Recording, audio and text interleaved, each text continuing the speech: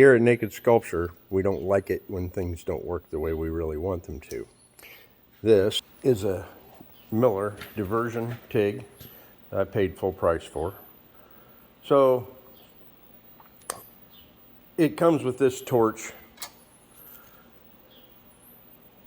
that is, you can't easily switch to another torch. It's built into the machine. And the purge timer that you use for the torch is set a specific amount of time, and you can't change that. So when you're welding something, you get done welding, you release the arc, and then it will shut the gas off after whatever it is, 7 or 10 seconds or something. And usually, and a lot of times, that's fine. I have to weld some aluminum pieces that is a really, really long weld. And it's low amperage, but it still builds up a lot of heat in the torch, especially with aluminum when I'm using low flow on the argon down in a corner. So what happens is this torch, which is cooled by the argon, gets too hot. It gets way too hot to use it after just a few passes. So what I wanted to do was change it so effectively I'd like to just put a different timer in it so I can adjust the timer.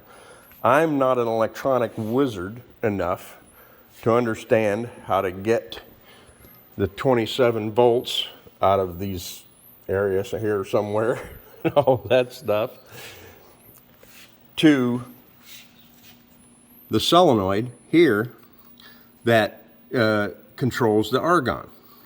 So I knew that there was a 220 line coming in here. It's either the thing runs on 220 or 110, so there's always a 110 line.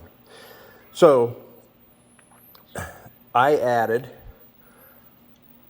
a second a valve solenoid to run gas in.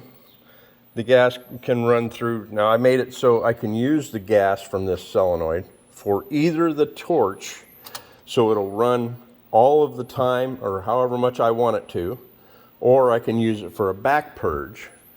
This valve here is for back purging, so if you're doing stainless or something like that and you want to put argon on the back side, you can open this valve and you can get gas on both sides. Run a tube to the back of your work.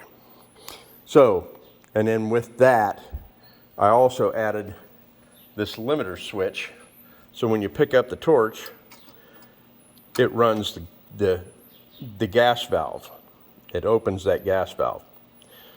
So, and I also have a valve here to shut off. This is just a mechanical valve. You put that handle up like that, and it closes. So the only gas that goes through the torch is the gas from the original solenoid. Comes down here, goes through that, out to the torch. There. But if I want to use the other solenoid that runs all the time or any time the torch is off of its cradle, then I close this valve or open this valve, so, and turn this switch on.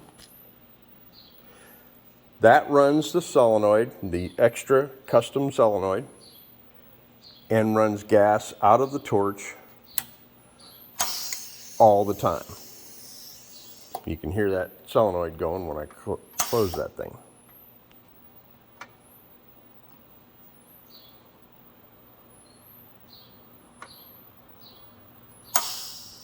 There you go.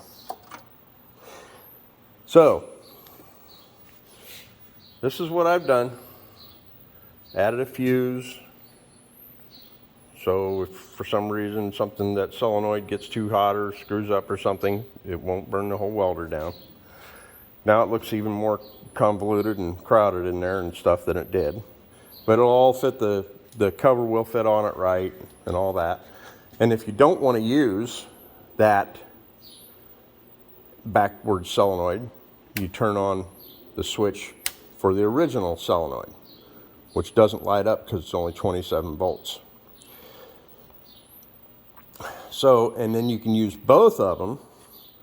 Having this valve closed, you can use both solenoids to use this torch with its factory setting on the back purge, and this for your factory setting on the purge for this torch, and then use this for the back purge.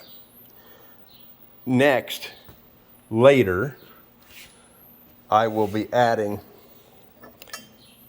this piece in here. This is actually a Lincoln part.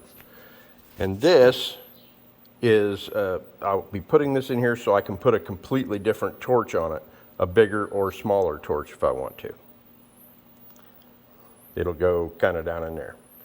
Has to hook to that and have the tubing go to it and all that. So anyway, here's this.